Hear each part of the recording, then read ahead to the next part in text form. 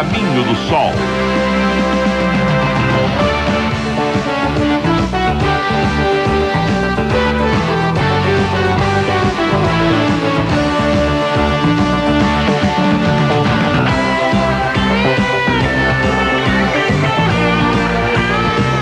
Bom dia para você que está ligando agora. Vamos conversar um pouquinho sobre lei de Deus. Tem gente que pensa, as leis de Deus são os 10 mandamentos de Moisés, né? Amar a Deus sobre todas as coisas. Segundo, não tomar seu santo nome em vão. Honrar pai e mãe, até esqueci os 10 aí, mas não tem importância. Sim. São mandamentos de ordem moral, né, que começam por uma moral superior, onde você presumivelmente tem que amar alguém que criou você sobre todas as outras coisas, porque afinal de contas ele é um pai coletivo, difuso e coletivo, né? Com os interesses jurídicos de hoje em dia, para a maioria, interesses difusos e coletivos. Ora, esses interesses difusos e coletivos que estão na moda hoje como nova onda no direito, né? Eles vieram para ficar durante algum tempo, para a gente poder colher experiências, né? Desse tipo de modismo agora, né? Quem sabe até a gente consiga solucionar alguns problemas, né? Apesar, como a gente sempre diz aqui, cada problema que a gente resolve, a gente já cria outros tantos no bojo daqueles, né? Que a gente solucionou.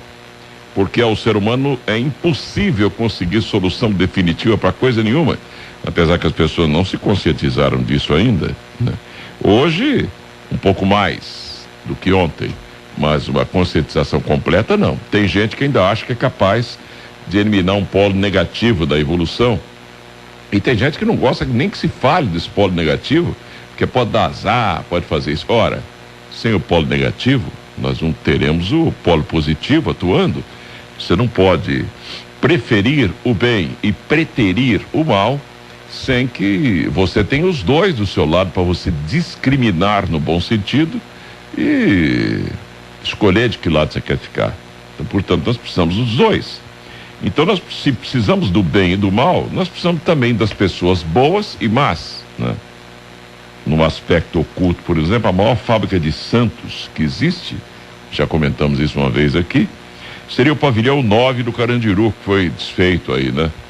Quanto pior o bandido, maior o santo em outra encarnação, porque a lei do karma é lei de Deus. A lei do karma, ela vale para os metais, ela vale para a química inorgânica e ela vale para a química orgânica, vamos dizer assim, né? E química orgânica, a gente pode falar em bioquímica, fica melhor ainda, né? Do vegetal, o animal e, por fim, o homem, como ponta, né, nesse evoluir todo, nesse projeto todo de criação que nós podemos entender por enquanto. É claro que a criação envolve mais coisas, envolve seres mais avançados, seres que deixaram essa dimensão e estão pisando nos degraus da escada de Jacó, estão subindo, mas ainda para nós é algo muito ininteligível ou difícil de compreender a essa altura da nossa infância psicomental. Como é que nós podemos compreender que seres mais evoluídos que nós estão vivendo até no meio de nós mesmo aqui, se disfarçam, ficam escondidos, né? E são, na verdade, os nossos criadores em nome de um criador só, né? A lei de Deus, ela não é fácil da humanidade entender, porque nós estamos lidando com uma humanidade emocional. A humanidade emocional ainda tem coisas semelhantes a isso aqui, ó. Um sujeito com um currículo espetacular, com a qualificação extraordinária, falando 20 idiomas, uma inteligência brilhante, analista de sistemas, matemático, professor de direito, e isso e aquilo, vai concorrer a um cargo de diretoria numa empresa, né? Quando bate lá naquele que vai entrevistá-lo, às vezes a função é tão alta que passa por cima do Departamento de Recursos Humanos e vai cair logo num diretor maior, porque afinal a função que o sujeito vai exercer é diretamente ligada ao dono da empresa, por exemplo, né? O diretor-presidente, ou coisa parecida. Então Esse que vai entrevistá-lo o recebe na sala, né? E ele conversa sobre o currículo, etc., né?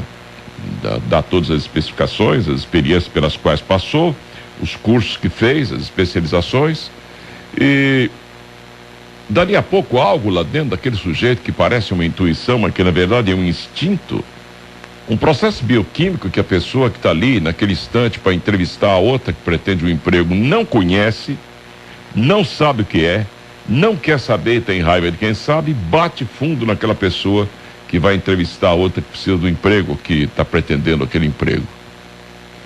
Então, tomada por aquele aspecto bioquímico hipoteticamente negativo, a pessoa bate os olhos, né, e o coração naquele ser ali, na verdade até o fígado, né, e não vai com a cara daquela pessoa, né? Não há empatia, que é melhor que simpatia. Ou por outra, os fluidos não se cruzam.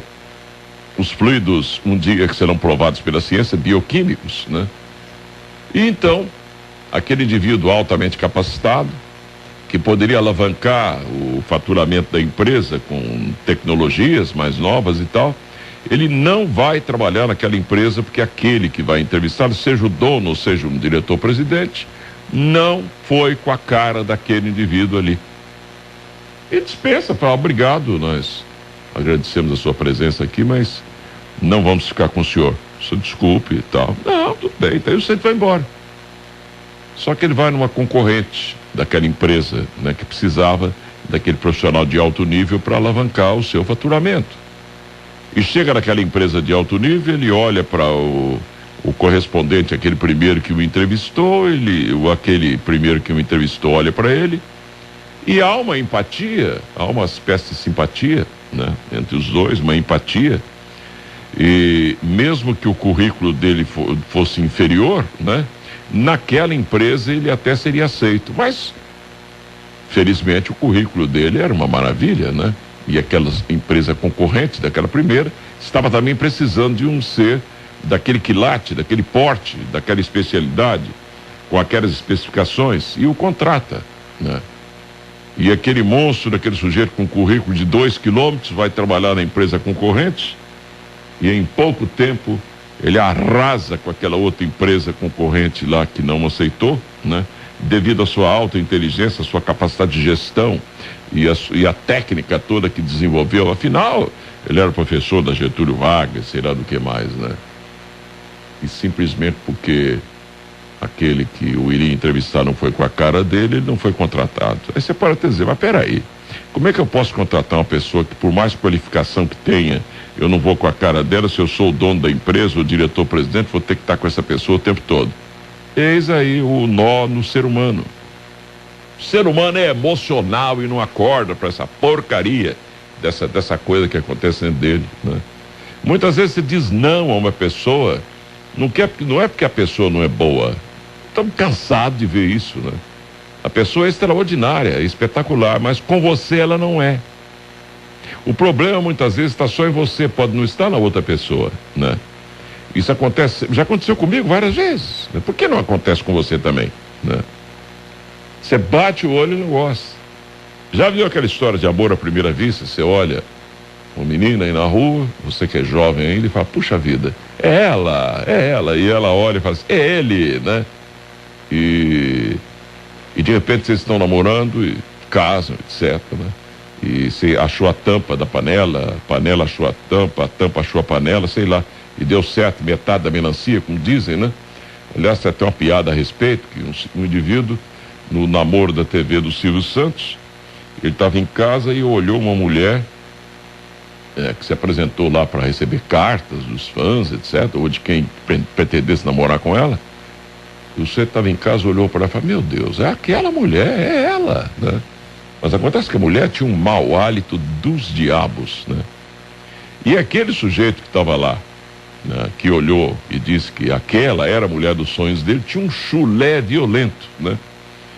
Mas, animado com, né, a possibilidade de vencer esse chulé e ela de vencer o mau hálito, estava ela lá à procura de um namorado e ele também à procura de uma namorada. E ele manda a carta, né? Por uma estranha coincidência, entre aspas, ele foi o escolhido, né? E no dia do encontro, no namoro da TV do Silvio Santos, ele trocou a meia, comprou um sapato novo, né? Lavou com bicarbonato e sódio o sapato, aprontou bisélia ali, pôs tal, pôs isso, pôs tudo que é possível e foi para encontrar a moça, né? E a moça lavou a boca com astingosol, laringosol, plaque, sei lá o que mais tem para lavar, né? Escovou os dentes como ninguém, escovou a língua, escovou tudo, né? E tomou remédio lá, porque sabia se lá se era problema de estômago também, e o hálito estava bom, e os dois se encontraram, namoraram, e toda vez que iam se encontrar, eles usavam daquele mesmo expediente, lavar bastante o pé, trocar o sapato, né? Põe perfume, faz isso, faz aquilo, ela também a mesma coisa, escorre bem os dentinhos e tal, até que resolveram casar. No dia do casamento, essa piada é antiga, porque ainda hoje parece que o juiz de paz vai até o local, faz o casamento tudo na mesma hora. Naquela época era comum ainda fazer-se um casamento pela manhã. O homem às vezes tinha que ter 2 ternos, né? Ele usava até um mais simples no casamento civil, geralmente com pouca gente dentro do cartório, e cartório de registro civil, e outro casamento, aí o religioso sempre teve uma pompa maior, mesmo para os mais pobres, né? Mas, então, o deles aconteceu justamente isso, de manhã, houve o casamento civil, ele foi lá, sempre aquelas mesmas providências, lavar bem a boca para ela, né? Escovar dente, etc. E ele trocar sapato e tal, foram para lá. Mas não houve tempo dele ter os mesmos cuidados para o casamento à tarde, né? Havia problema de horário na igreja e tal. E sabe como é, o desodorante vai vencendo, né? Aquele expediente todo não existe, de repente o mau hálito foi voltando, né? Aí eu começo a falar entre os dentes, né? Não é isso, querida? Não, sim, querida. Então, para não mostrar o mau hálito, né? E ele também, se possível, escondendo os pés, jogando o desodorante que levou no bolso ali em cima do pé, para não parecer o chulé, né? Até que mais tarde, após o casamento civil, quando eles vão para a lua de mel, ela falou assim: não adianta esconder, eu já estou casada mesmo, né? Vou ter que falar com ele. Aí chega para ele e fala assim: querido, eu não fui leal com você, eu tenho algo terrível para contar para você. Aí ele olhou bem para ela e falou: que é isso, meu bem, não se preocupe, eu já sei o que é, você engoliu a minha meia. Quer dizer, semelhante atrai semelhante, né? Sabe-se lá. Mas, como ele estava dizendo, a lei de Deus, ela não é fria, ela é racional. Não se pode falar num emocional superior. Por exemplo, você não vai ouvir o pessoal do racionalismo cristão, né? Do Manuel Jacinto Coelho, por exemplo, falar em emocional superior. Até existe um emocional superior. Emocional superior, a gente sabe o nome dele, o RG, o que ele já fez por nós e tal, mas nós estamos em franca evolução. Então hoje existe um racional superior. E esse racional superior, ele é o representante máximo de Deus para nós. Então, nesse momento, não há Deus que seja superior a ele para nós. Então, de onde ele está, aliás, ele está aqui na Terra mesmo, né? Ele tenta nos arrastar pelo racional e não pelo emocional. Então, a lei dele não pode ser uma lei emocional, né? Uma lei racional é a lei, por exemplo, olho por olho, dente por dente, é uma lei racional. Você fala: mas que é isso? Coitadinho, o sujeito corta a mão do outro, você corta a mão dele, né? Ele dá um tapa, você dá outro nele. Quer dizer, isso é muito triste, que é isso? Cadê o racionalismo? Não, peraí. É o emocionalismo, não é racionalismo, né? A lei de Deus, apesar dela ter também, né, jeitinho, né? Você pode haver uma compensação kármica. A lei de Deus, ela é racional. Se é racional, ela não está muito aí com o seu emocional, não, senão você não aprende. Você já reparou como nós somos tão emocionais que nós queremos bater e não apanhar, né? Um sujeito bate um carro na rua, ele sabe que ele está errado, mas daria pouquinho o fato de ter que enfiar a mão no bolso, ou de onde eu vou tirar dinheiro para pagar o conserto do carro do outro e o meu, leva o indivíduo a fazer barbaridades. Ele torce toda a verdade, ele disse que o semáforo estava aberto para ele enquanto estava fechado, ele bateu na traseira, mas vem dizendo que o outro freou, e usa de 1000 simulações, né, para tentar levar vantagem e não pagar o conserto do carro do outro. E começa um raciocínio diabólico na cabeça dele. Ele já começa a imaginar: não, eu tenho que consertar o meu, eu preciso trabalhar, eu preciso isso, aquilo, bolas. Se conseguir vencer o argumento dele, inclusive sacar um revólver pro outro na rua e dizer assim: eu não pago o seu aí e acabou, cai fora, senão eu te mato ainda, né? Isso é muito comum acontecer também. Pronto, ele desequilibrou o karma dele, paciência. Ora, que se exploda depois, meu amigo, não adianta. Ele vai pagar por isso. Ou você acha que ele pode sair por aí ameaçando as pessoas e provocando prejuízo nas outras, né? Eu já vi tanta gente que provocou tanto prejuízo para as pessoas, né? Deixa de pagar as dívidas, por exemplo, e de repente começa a chorar porque foi trabalhar no emprego, trabalhou um mês inteiro, a empresa faliu, ele não recebeu um tostão, ele vai para a rua pedindo, fazendo pedágio, pedindo dinheiro com uma faixa, aquele monte de gente ali, e ele no meio pedindo dinheiro porque o patrão dele foi desonesto, a firma quebrou e ele não recebeu um tostão. Mas ele esquece de consultar a consciência dele sobre quantas pessoas ele lesou no passado, né? E para isso aí não tem essa história de que pobre é honesto, não. O que tem de pobre desonesto, sacana, sabe? Tá cheio, como tem rico também, evidentemente. 00:30 já. E essa lei de Deus, ela não pode ser ela não pode ser emocional. Emocionais somos nós, né? O ser humano não saiu do emocional ainda. O emocional equivale ao psicomental infantil nosso.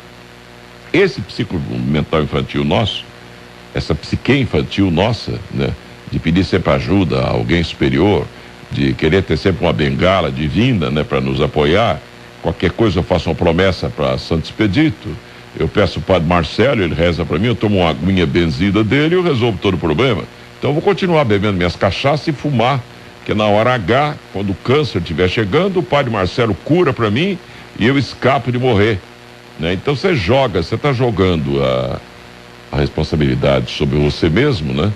Pelo cigarro que você está fumando, em cima do coitado do padre Marcelo, que você acha que tem costas largas, né? E é bem alto, então ele suporta melhor o peso. E ele, coitado, emocionalmente também falando, né, com muito amor pelas pessoas, ele fica lá benzendo a sua água, ele fica pedindo você para orar, e com fé muita gente até se cura, já aconteceu isso aí, já vi isso até na minha casa, né? E você prossegue nessa vidinha onde você não raciocina. Sendo que aquele que é considerado o racional superior, ou aquele que é tido como o nosso Deus hoje em dia, aquele que nos puxa pelo mental, ele mandou uma ordem para os seres da terra: raciocinem para ficar racionais e não emocionem-se para ficar racionais. É o contrário. Não adianta você passar por uma esquina e ver lá um menor, menininho lá com 2 anos de idade já pedindo esmola, né? E magrinho, desnutrido, né? E você começa a chorar de emoção daquele menino pedindo esmola ali, mas você não toma uma atitude racional para ajudar aquele menino. Você não ajuda o menino, não ensina o menino a pescar, você não adota aquele menino, você não faz coisa nenhuma que você poderia fazer, né? Porque tudo que você for fazer inclui sacrifício da sua parte. Sacrifício é algo emocional. E o que é emocional dói, não presta, né? Uma martelada no dedo, a dor causa uma emoção negativa, né? O racional não, o racional 2 mais 2, 4 e está acabado, né? Tem até uma frase que faz tempo que a gente soltou no ar aqui, em que a gente diz o seguinte: quanto mais evoluímos, mais frios parecemos perante os olhos dos que vivem das emoções do dia a dia. Mas isso é assim mesmo. Mas naquele que está, um chefe está demitindo um funcionário, na cabeça dele ele está tomando uma atitude racional. Mas será que ele está tomando essa atitude porque aquele funcionário cometeu uma série de falhas, né? E ele não se conserta, já foi chamado a atenção várias vezes? Ou porque você não vai com a cara daquele sujeito, você detesta aquele cara, né? E nem sabe por quê. O processo bioquímico que está funcionando dentro de você não sabe por quê, né? O que está acontecendo dentro de você? Você já pensou nisso, não? Não, manda embora e acabou. Esquecendo-se, por exemplo, de que tudo isso faz parte do jogo da lei de Deus, ou a primeira das leis de Deus, né? Que Hermes Trismegisto, em 3500 antes de Cristo, já dizia isso, e até hoje nós não conseguimos entender de jeito nenhum. Você pega 3500 antes de Cristo, soma com mais 2003 anos, você tem 5.503 anos passados. Nós não entendemos ainda o que é isso. Depois de 3.500 anos, né? Quando chegamos aí por volta do século, não me lembro exatamente o século aí, século IV, né? Nasce Aristóteles. E Aristóteles legou para a humanidade a sua lógica. A lógica de Aristóteles, ela simplesmente arrebenta, destrói a maioria dos problemas emocionais humanos, né? Que a maioria dos problemas nossos, 99,9% dos nossos problemas, são problemas emocionais. Por exemplo, você pode até dizer, mas peraí, despoluir o rio Tietê é um problema racional? Não, não é racional, é emocional. O emocional é aquilo que a gente chama de vontade política. Vontade política é uma preguiça que bate dentro do administrador, que ele é incapaz de usar aquele processo que o Confúcio ensinou para começar uma grande caminhada, tem que dar um primeiro passo. Você imagina se há 30 anos atrás, né, na década de 70, alguém tivesse dado o primeiro passo para despoluir o rio Tietê. Você não acha que já estaria despoluído, não? Mas para o indivíduo que dá um passo desse, um passo enorme como esse aqui, ele pensa muito no seu carreirismo político, né? Eu vou despoluir o Tietê, é uma obra só. Quando terminar tudo, todo mundo vai esquecer que fui eu que despoluí e a minha carreira política estará encerrada. Que condição tem uma pessoa dessa de trabalhar racionalmente pelo povo, hein? Se as decisões dele são todas emocionais, né? Eu preciso arrumar um jeito de ter um relacionamento muito bom para poder colocar os meus filhos todos no serviço público. A cabeça dele, ó. É um nepotismo, né? Nepotismo, coisa nenhuma, isso é aspecto emocional. Aí você tem pressão familiar, o padrinho do seu menino, né? Que, compadre, que é isso? Você não arruma um emprego pro menino? O menino é inteligente, o menino tem isso, tem aquilo. Pressão da mulher em casa, dos irmãos que já estão empregados, de todo mundo querendo colocar o garoto num bom emprego público para não precisar mais esquentar a cabeça, né? Ele pode até vir a ser um grande funcionário público, mas no final das contas o interesse maior é se precaver contra um futuro incerto e não sabido, que existe para todos nós, para todo mundo. Mas você não quer que o futuro incerto e não sabido do seu filho querido seja incerto e não sabido. Para isso você tem uma série de tentações aí de pessoas que ficam forçando a barra para você conseguir um empreguinho para o seu filho, para colocá-lo ali, para ele não ter que passar fome mais tarde. Já pensou um neto seu passando fome, né? Daqui a 30 anos você tá até aposentado já, sem lugar para morar, morando debaixo da ponte, né? Só aspectos emocionais na vida da gente. Tudo emocional, né? A procura do belo é racional ou emocional? É emocional, evidentemente, né? Não adianta você dizer que a beleza está num átomo, né? E que o átomo, aparentemente, se olhando para ele, é tudo igual. Então, uma mulher muito feia e uma mulher muito bonita, os átomos, os componentes interiores são praticamente os mesmos. O estofo interior, a alma equivale, né? Diria você. Mas por que você não procura a feia para você casar, então? A mais feia, né? Não, você quer a mais bonita. Geralmente, ou não, né? Você vai procurar um companheiro seu de mau hálito horrível para você ficar andando com ele para lá e para cá? Não, você discrimina. Nós discriminamos o desagradável, mas não sabemos por que fazemos, né? Um cachorro também discrimina o outro, evidente, né? Um cachorrinho pequenininho vai andar do lado de um Rottweiler que pode comê-lo, né, o tempo todo. Não, ele vai achar uns amiguinhos para ele, mais ou menos do mesmo tamanho, senão ele pode ser comido pelo outro a qualquer instante, morto. É instinto é emocional, instinto é animal. O ser humano é um animal ainda. O ser humano é emocional, ele não é mental, né? Nós vemos falando isso aqui há muito tempo, uma vez acordando você se acordando, eu acordando, outros acordando, a gente ajuda a gente mesmo a ir se tornando racional. Esse ajudar a se transformar em racional envolve um tempo infinitamente grande. Já falamos isso aqui várias vezes, né? Se você fizer um cálculo, o homem é emocional porque houve uma falha na cadeia lunar anterior e o nosso corpo emocional não ficou completo, né? Não houve um trabalho adequado ainda daqueles seres que representavam o aspecto emocional nosso, os Barichads, né? Chamados assim por Helena Petrovna Blavatsky, né? Desvelados por ela com esse nome, né? Então, consequentemente, veio tudo para a Terra, nós viemos ainda emocionais para desenvolver também o mental e o emocional juntos. Mas como envolve distâncias longuíssimas, né?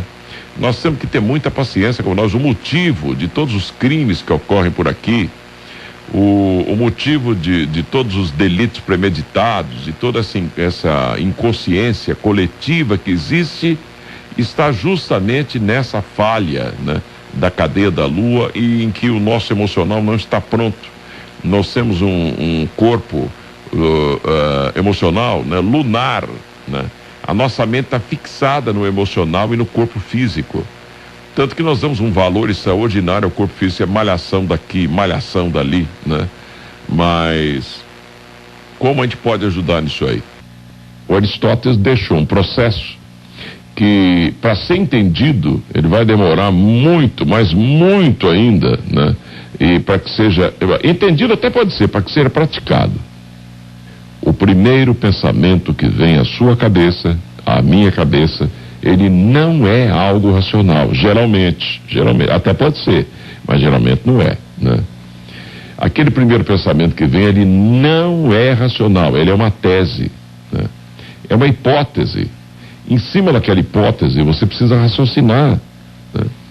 De preferência, um raciocínio, o quanto mais experiente você for da vida, melhor sai o raciocínio, né? Então, aquele primeiro raciocínio, aquele primeiro momento, você vai tomar, raciocinar em cima e tentar levantar uma antítese, um contra-raciocínio, que você vai jogar em cima daquele, chocando-se com aquele, o que os filósofos chamam de dialética, mas que na verdade não é dialética, é algo imprescindível para a evolução humana, no sentido de conduzir o ser humano ao aspecto racional, porque ele não é racional. O melhor de nós não é racional, porque nós estamos vivendo a Kali Yuga tem 432 mil anos, só 5 mil anos são passados, não tem ninguém racional, totalmente racional no planeta, né? Então, quando a gente tem certeza dessa coisa que a gente está falando aqui, do calendário Tamil, que é um calendário bastante conhecido entre os esotéricos, estudiosos disso aqui, nós adquirindo essa certeza de que estamos num momento cósmico muito longo, chamado Kali Yuga, ou Idade do Ferro, coisa que muita gente não sabe, tem gente que acha que está acabando a Kali Yuga agora. Mas o que é isso? Você pega esse calendário Tamil e vai analisando, 427 mil anos faltam para terminar a Kali Yuga verdadeira, a grande Kali Yuga, né? É claro, você tem yugas menores, que você pode também chamar de Kali, de Yuga, Treta Yuga, né? E Kali Yuga, e Idade do Ouro também, né? Idade do ferro, do bronze, da prata e do ouro, né? Mas a verdadeira idade, a grande idade do ferro, né, o Kali Yuga, faltam 427 mil anos para terminar.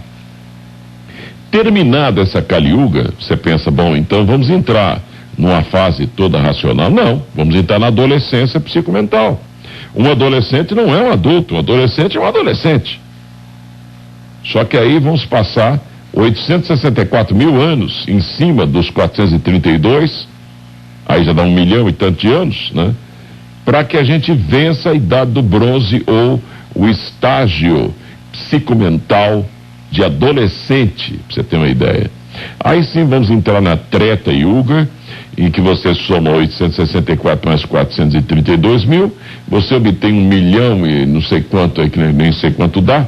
Isso aí é a Treta Yuga, ou a idade da prata, onde seremos então adultos, né?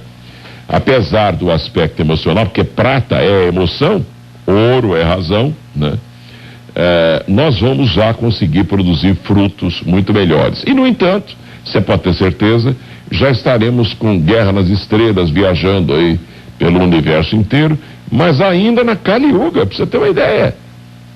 Ainda nesses 427 mil anos, como crianças, como seres psicomentalmente infantis, estaremos fazendo essas viagens espaciais, descobrindo coisas incríveis sobre o universo, né? Nos impressionando muito, mas ainda crianças, né? E quando entrarmos na adolescência, faremos descobertas extraordinárias, né? O genoma humano vai ser nada pra gente mais, vamos ter respostas incríveis para mistérios extraordinários do universo, mas, no entanto, ainda seremos adolescentes, né? Quando entrarmos na idade da prata ou idade adulta, estaremos produzindo muitos frutos, ainda que emocionais, mas a razão pura do Kant ainda estará muito distante, porque quando chegar a idade do ouro, nós teremos que ter um tempo ainda enorme, né, de 1 milhão e tanto de anos passando, e se você somar nesse momento então da idade do ouro, né, nós produziremos aquilo de melhor racional ou mais racional que pudermos produzir, né? Aí você fala, aí acaba tudo. O que é isso? Tem coisa aí que a gente poderia ficar falando a noite inteira com você, né? Mas você somando tudo isso aí dá 4 milhões e 432 mil anos. As 4 idades: idade do ferro, idade do bronze, idade da prata e idade do ouro, né? No entanto, você vai nas escolas esotéricas por aí, a maioria diz, as do passado, que elas não sabem disso, faltando 15 minutos para 1h da manhã, eles dizem que nós estamos saindo de uma Kali Yuga e vamos entrar na idade do ouro, vê se pode. Como é que você pode pular do ferro para o ouro direto? Você tem que passar pela idade do bronze, a idade da prata e a idade do ouro. A ânsia de queimar etapas é tão grande, né, que até o Buda entrou nessa. Gautama, o Buda, o príncipe de Kapilavastu, né, que era um ser já bastante mental, apesar que muito emocional ainda também, né? Ele consegue suplantar o plano mental e cai no plano intuicional, que é uma sexta coisa. Nós estamos ainda presos a um terceiro mundo, a terceiro momento da matéria. Estamos cultivando um quarto momento da matéria em que a maioria de nós já consegue somar 2 mais 2, 4, mas não consegue deixar de matar o outro, que a gente vai roubar, e ele diz não e a gente passa fogo nele. Isso aí é emocional, né? É coisa de cachorro Rottweiler, né, por exemplo, né? Formar quadrilhas, esse estado de miserabilidade violento, favelas, permitirmos essa miserabilidade extraordinária, mais de 1 bilhão de pessoas passando fome no mundo inteiro, e a gente permite isso. Por quê? Porque criança rouba mesmo, criança passa a mão mesmo, criança é capaz de roubar o pirulito da outra e sair chupando o pirulito, e azar se o outro estiver chorando, né? Tomar o pão da outra, comer, deixar a outra com fome, né? Apesar que tem criança que tem mais racionalismo, mais racionalidade que ser que tido como adulto entre nós aí, né? Bom, então o ser humano não é racional. Se você não é racional e você tem uma lei de Deus racional e ela varia de acordo com as yugas, você pode até achar que essa lei é demais para nós hoje em dia. A maioria de nós não tem condições de entender que tudo é racional e que tudo é mental. Você pode até achar isso muito duro para nós. Claro que é duro, né? É evidente que é. Mas não se esqueça que as falhas de momentos da criação anteriores, né, de dias da criação anteriores, ela não foi provocada somente pelos seres que conduzem a evolução, não. Nós ajudamos a falhar, porque nós não fazemos o que é necessário, né? Se você vai estudar as raças aqui na Terra, por exemplo, quando o negro era a raça primeira, né, lemuriana, mas é a raça que podia se chamar de gente já, né? Antigamente a gente tinha mais aspecto animal do que hominal como temos hoje. Chegou um determinado momento que uma escola tida como esotérica da época avisou para eles, falou, vocês têm que casar com uns camaradinhos que vão aparecer por aí reproduzindo que nem coelhos, né, que eram os Atlantes. E os negros então, eles preconceituosamente falando, porque eles eram muito inteligentes, era o máximo que a face da Terra tinha produzido até então, se recusaram a casar, a ter filhos com esses seres. E o que aconteceu então? Praticaram um crime contra a evolução. Esse crime não, ele é punido. Muitas vezes a punição pode acontecer 2 milhões, 3, 4, 5 milhões de anos depois. Entender essa coisa não é fácil. Quando você diz isso, fala, os caras estão falando abobrinha, como é que tem sentido isso, né? Se eu vou à minha missa, por exemplo, o sacerdote fala, bom, vai lá meu filho, reza 6 Pai Nosso e 6 Ave Marias, né? E você está perdoado, acabou. Não tem perdão, não adianta. Porque se for para perdoar, para que para que existe lei, né? Eu matei, mas desculpe, eu estou muito arrependido. Então tá bom, nós não vamos aplicar o artigo 121 do Código Penal em você, não. Você é tão bonzinho, agora a gente está vendo aí que você é uma pessoa boa e tal. Ora, tanto que aí o Estado, para evitar que essas coisas constrangedoras aconteçam, em que a própria família de um assassinado, não é uma família muito boazinha, então fala assim, não, esse sujeito não vai ser punido porque nós não queremos, né? Isso aí é karma do meu irmão que foi assassinado e tal, e nós não queremos punição para esse sujeito que matou meu irmão aí, né? A mãe fala, o pai fala, os irmãos também. E para evitar esses aspectos constrangedores, o que o direito resolveu fazer, né? O que o legislador resolveu fazer, ele considera que um crime contra a vida é um crime chamado de ação pública, ou por outra. O ferido aí não é só a pessoa que morreu. O ferido é o Estado, né? Estado como nação politicamente organizada, né? Então, faz parte do direito positivo, né? Apesar de ser também um direito objetivo, como sustenta o professor Gofredo. Então, o que acontece? Você pode perdoar aquela pessoa que matou, vai lá na cadeia depois, leva cigarrinho para a pessoa, faz de tudo. Mas a lei dos homens não pode perdoar, porque senão seria abrir uma exceção. É muito inteligente isso, porque bate mais com a lei de Deus que com a lei dos homens, que mesmo a lei dos homens punindo, muitas vezes, está se diluindo um pouco o que a lei de Deus vai exigir daquela pessoa numa outra vida, né? Já aconteceu, por exemplo, do indivíduo que matou não ter que ser morto numa outra vida. E também nenhum de nós pode julgar se aquele que está matando não está matando porque ele já foi morto por aquele numa vida passada também, né? Aí seria a lei do cruel, mais ou menos nos moldes dos espíritas. A lei de Deus não é fria. Ela é racional e varia de acordo com as grandes yugas. Nós estamos numa yuga mental, uma Maha Yuga mental. Ela envolve um período de 4 milhões e 320 mil anos, né? O que vai acontecer depois? Sei lá, pouco importa também, né? Mas nesse período, o ser humano tem que ser mental. Ele é ordem. É a mesma coisa. Quando foi avisado aos negros como raça mãe de todas as outras, né, vocês terão que casacas, pessoal, então, mas peraí, uns branquelos aí esquisitos, sujos, não tomam banho, parece mais animal que gente. Nós que já temos uma compreensão da vida melhor, vamos ter que casar com esse pessoal aí, gerar filho. E eu mesmo, é Deus que está mandando, o cara que comanda aqui está mandando. Então você comete esse crime contra a evolução, depois é caro, você paga caro por isso, né? Como aconteceu também com a 5ª sub-raça da 4ª raça, Atlante. Eu estou falando daquela, a raça Atlante é aquela que veio depois da Lemuriana, por exemplo. Então, quando os Atlantes foram crescendo no planeta e eles tiveram contato direto com seres de outra dimensão, os seres maiores, né, que nos trabalham, os Kumaras, Makaras e tudo mais que tem aqui, as várias hierarquias que trabalham com a gente aqui, eles receberam fórmulas para viver diretamente dos deuses, diz uma espécie de mitologia antiga aí. E com isso eles desenvolveram uma tecnologia violenta, tremenda, né? Voavam em discos voadores, se engravam espaço em máquinas voadoras, mas no entanto o Atlante, ele não tinha um emocional resolvido, ele não tinha olfato, então ele era um porcalhão, por exemplo, ele podia dormir dentro de um chiqueiro com os porcos, que não sentia cheiro de nada. Ele podia defecar, pegar aquilo e passar a mão e sair espalhando pela parede, porque não tinha cheiro. Hoje, por exemplo, nós discriminamos um monte de cocô no chão, por quê? fede, né? E aquele que fede não presta para nós. Mas um químico, um indivíduo que, um patologista, por exemplo, né?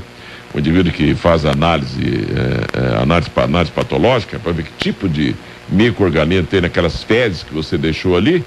Para aquele indivíduo que está ali, se ele raciocinar um pouquinho, ele está na área de biologia, de bioquímica, ele vai olhar para aquilo e falar assim: não, isso aqui não é cocô, isso aqui são substâncias químicas, né? Com mau cheiro, resultado de ação de enzimas, né? Da bile para que se faça a digestão, né? Mas o Atlante como é que ele podia saber disso aí? Apesar da alta tecnologia que ele tinha de voar em até discos voadores já. Ele não tinha olfato. Ele tinha 4 sentidos só. O olfato só veio na raça ariana, né? E na quinta subraça da quinta raça, né? Já com algum olfato vindo para preparar para a raça seguinte, que é a raça de 5 dedos em cada mão, 5 em cada pé, 5 sentidos, né? Com uma tendência de preponderar um pouquinho o mental abstrato, já que somos nós. Daí voltamos a esse assunto, né? De buscar a racionalidade. Chega na quinta subraça da quinta raça, aparece lá uma subraça batizada com o nome de semita ou semente para a raça seguinte. Então foi avisado, né, para os semitas que eles seriam as sementes para a raça seguinte. E a semente tinha que ser boa, porque spes messes in semine, a esperança da colheita está na semente, né? E essa semente, então, deveria cuidar melhor do corpo, da alma, da mente, de tudo mais, né? E a maioria não acreditou. A maioria não acreditou nisso, né? E começa a transgredir as leis de Deus, né? E essas leis de Deus, como são leis racionais, elas não são emocionais, não adianta pedir perdão depois ou tentar entender algo que não tem a menor lógica, né? Que é o sofrimento dos judeus, dos hebreus, desde o Egito, né? Aquele período lá que, segundo a própria Bíblia, o Torá, eles ficaram escravos. Mas por que ficaram escravos? Aí que está o detalhe. Porque eles não reconheceram a Avatara na face da terra, né? Apareceu no seio deles, naquela época, um tal de José do Egito. José do Egito era o racional superior na terra. Era o estrela de 5 pontas, era o quinto planetário, o dono do plano mental do universo inteiro, aquele que nos arrasta, né? É a boiada que puxa o carro de bois e nós estamos dentro desse carro de bois, passando pelas experiências, né? Apesar que tem um sexto planetário aí que à frente vai, como explicar o professor Henrique Zé de Souza, com uma vara de ferrão arrastando todo mundo com um plano cósmico na mão. Então nós temos 3 distintos e um só verdadeiro, que é aquele que está no carro com a gente, que faz os seus filhinhos aqui na terra, que é chamado, né, biblicamente, Melquisedeque, ou o Noé, comandante da 4ª arca, como diz o Rossi Luna, ou o rei Minus, lá do Oriente, né, como é conhecido no Oriente. Ora, então, o ser humano, naquela época, né, a subraça semita deveria cuidar bem de si mesma e ficar atenta, né, para a presença no meio deles ali de um ser superior. Mas eles olhando para você falam: mas como é que pode ser superior um cara que é irmão nosso aí, ó, nasceu da mamãe mesmo, nasceu do papai? A pomba era assim. José do Egito era um avatar. Tanto que depois ele dominou o Egito inteiro, que ele foi vendido como escravo pelos irmãos, porque os irmãos não tinham, a terra estava ruim, já foi uma tentação para eles mesmo, não produzia nada. E o José era tão inteligente que eles resolveram transformar o José em mercadoria, né? E vender o José para o Egito, né? Pronto, tá aí o karma, tá explicado. Desculpe os meus grandes amigos judeus, hebreus, né? E contar essa explicação pelo rádio aqui. A função não é ir contra vocês ou qualquer julgamento que possa ser depreciativo, não é isso, né? Isso aí é para tentar consolá-los, né, com tanto sofrimento pelos quais vocês passaram. Eu, por exemplo, não serviria para ser um julgador de vocês. Por quê? Eu faria um juízo emocional. Eu mesmo diria: eles não podem sofrer tanto, coitado, como na fortaleza de Massadas, né? Nas mãos de Nabucodonosor, na Babilônia, né? Lá no Egito, ou mais recentemente nas mãos de Hitler, né? mas a gente lamenta dizer, quando o Joshua Ben Pandira apareceu aqui, 3 tribos, os Gog, não, 5 tribos, Gog e os Magog, 3 não reconheceram o Cristo como avatar, que era a volta, né, da divindade na face da terra, e 2 tribos reconheceram. As 2 tribos que reconheceram, inclusive Carvalho, né, e tem tudo quanto é nome aí de árvores, de bichos, né, sei lá o que mais, né, tem relação com esses seres, né, esse pessoal reconheceu. Não quer dizer com isso que seja melhor que o que não reconheceu, né? Porque tem muita gente aí dentro dos judeus esperando a manifestação divina entre eles, né? E a manifestação divina que muitos também, Rosa Cruz, estão esperando, que muitos ligados às sociedades esotéricas estão esperando, já veio, já foi embora, né? E vai voltar e ninguém vai perceber ainda, porque existe um ponto comum no meio de tudo isso, né? Esses seres não podem se dar a conhecer no meio de nós. O mesmo que aconteceu com José do Egito, nós faríamos acontecer agora com esse ser se aparecer aqui. Por quê? Nós vamos descobrir que ele tem um sangue eucarístico, um sangue que uma gotinha dele cura qualquer tipo de câncer. Você já pensou se um ser desse se desvela para a humanidade, tão ignorante, tão presa a esse egoísmo animal ainda, né? Todo mundo vai querer uma gotinha daquele sangue para curar de coisa que você mesmo provoca no seu organismo, porque não sabe comer, não sabe pensar, não sabe beber, não sabe fazer sexo, pegar AIDS, não sabe coisa nenhuma na vida, é criança.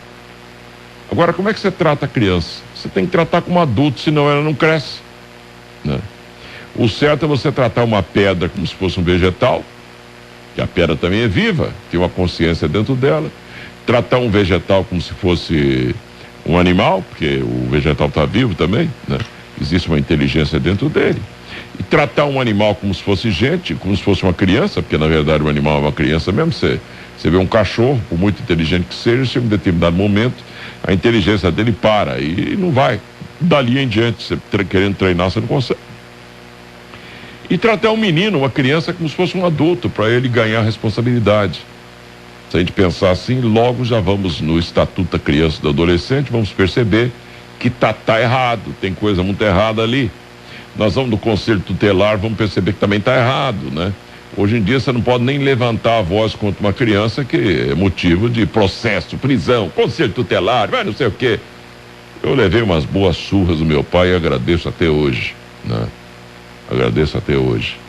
Uma criança que cresce adulada, né? Paparicada, quer seja pelos pais verdadeiros, por pais adotivos ou até pela própria sociedade, não vai dar boa coisa. Não dá boa coisa, não tem jeito, né? Ah, coitadinha, não, nós temos dó, isso aí é emocional. Se fosse eu julgar crime, por exemplo, dos negros lá atrás e dos judeus, o que eu faria? Eu os perdoaria, falar, coitados, tá? Mas eu não sirvo para isso, né? Mas eu não sou o julgador da humanidade, ora, né? É por isso que o Cristo tanto falou, não julgueis para não ser julgado, porque não temos condição de julgar coisa nenhuma, né? O nosso julgamento é sempre emocional, quando deve ser racional. Qual é o melhor juiz de direito que existe? É aquele que pondera os fatos e julga de acordo com o processo. Se ele começar, vai na casa do indivíduo que está lá, né? Você matou o outro, mas você vai na casa dele, tem 16 criancinhas, tudo pequenininho lá, né?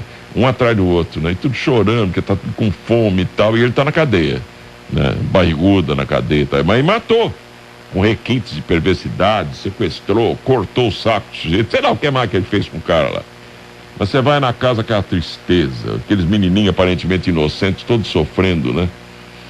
Esse juiz corre o risco de fazer um julgamento emocional. E não é por aí.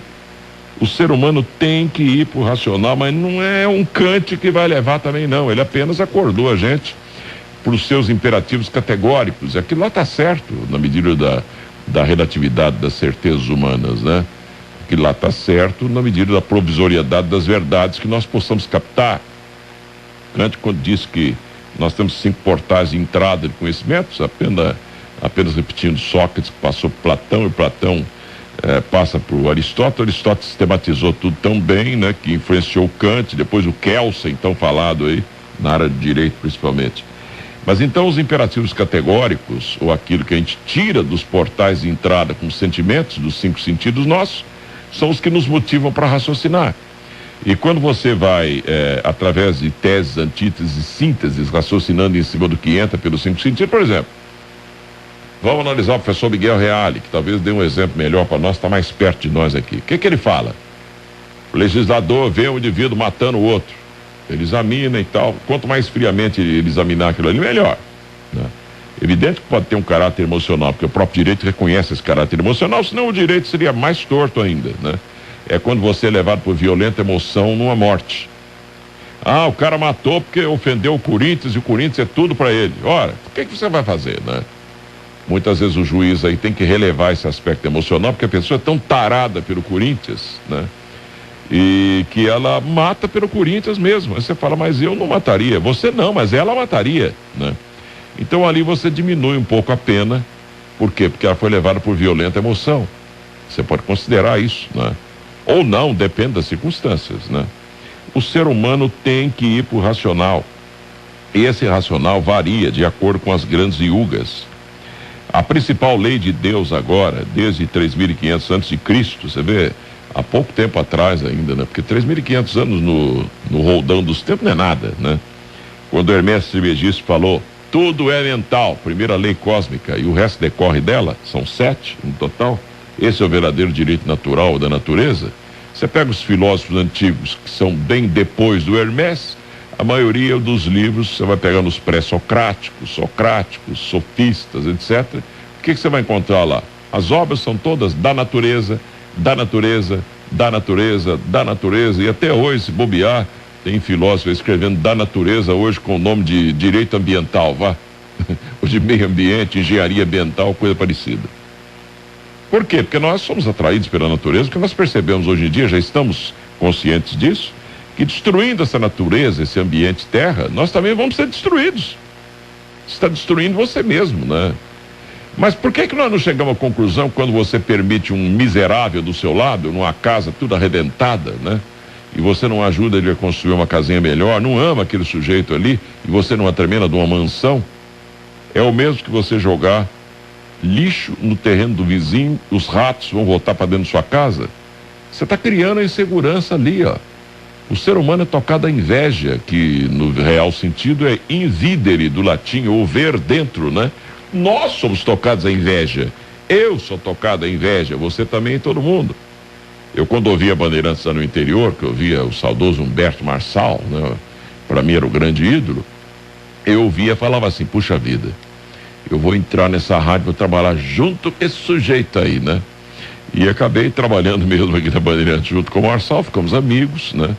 E no começo ele achou que a gente o imitava, né? Porque o Marçal tinha uma voz mais alegre, né? Sem dúvida, o locutor mais completo que esse Brasil já teve até hoje. Depois que a gente adquiriu mais técnica para falar, que nós descobrimos isso. O Humberto Marçal, por exemplo, já nasceu com a boca larga, né? Facilitando o sorriso. Então ele dizia, Bandeirantes, São Paulo, Brasil, né?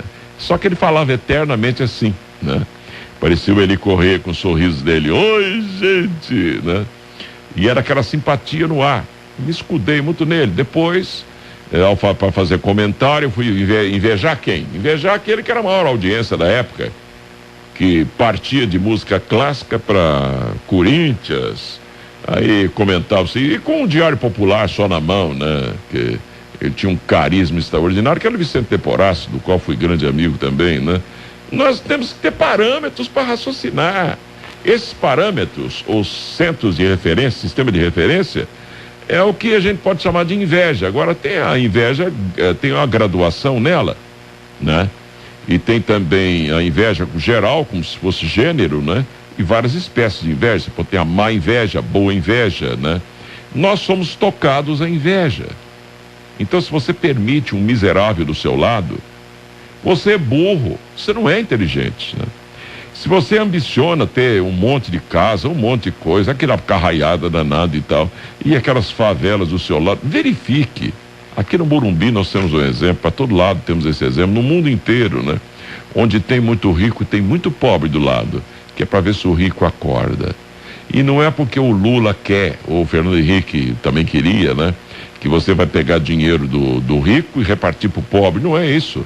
O próprio presidente Abraham Lincoln, né? O que o Abraham Lincoln falou? Ele tem uma frase famosa de Abraham Lincoln. Ele dizia: quanto mais tentamos tirar do pobre para dar para o rico, mais rico fica o rico e mais pobre se torna o pobre. Por quê? O rico fica um ponto da vida, chateado porque tiraram dele. O que ele faz? Ele vai lá, usando todas as artimanhas que ele conhece muito bem, né?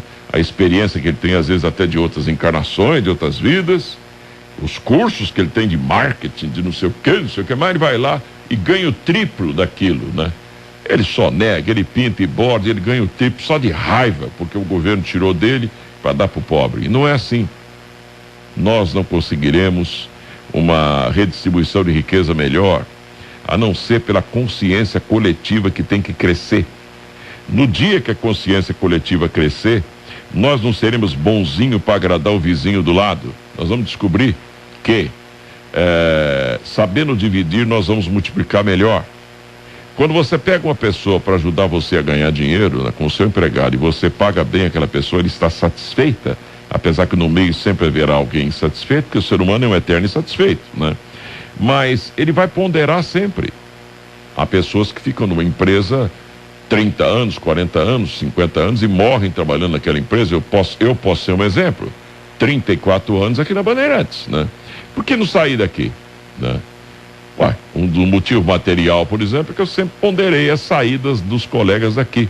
Um ou outro conseguiu alguma coisa lá fora. A maioria entrou pelo cano, né? Então, para que sair daqui, né? E eu também nunca tive muita pretensão na vida, né? De ficar rico, disso, daquilo, etc. Então, vivendo tá bom, vivendo razoavelmente tá bom, né? Então, para que sair daqui, né? Se eu tenho outras atividades intelectivas, né? E aqui me sustenta, eu ainda tenho um microfone para soltar essas coisas no ar, como eu estou fazendo com você aqui agora. A lei de Deus não é fria, ela é racional, varia de acordo com as grandes viúgas. A principal lei de Deus agora é: tudo é mental. Desta decorrem mais 6 para tocar a vida na terra. Ou tocamos de acordo com essas leis, ou nós continuaremos sofrendo por mais 4 milhões e 300 e não sei, 300 e não sei quantos dias aí pela frente, não sei quantos, 1000 dias ainda de sofrimento até chegarmos à verdadeira idade do ouro. Está nas suas mãos, está nas minhas mãos. O faze por ti que eu te ajudarei é isso, né? E nós estamos aqui falando de coisas mentais há quanto tempo, enchendo a sua paciência, por quê? Porque não há outro caminho.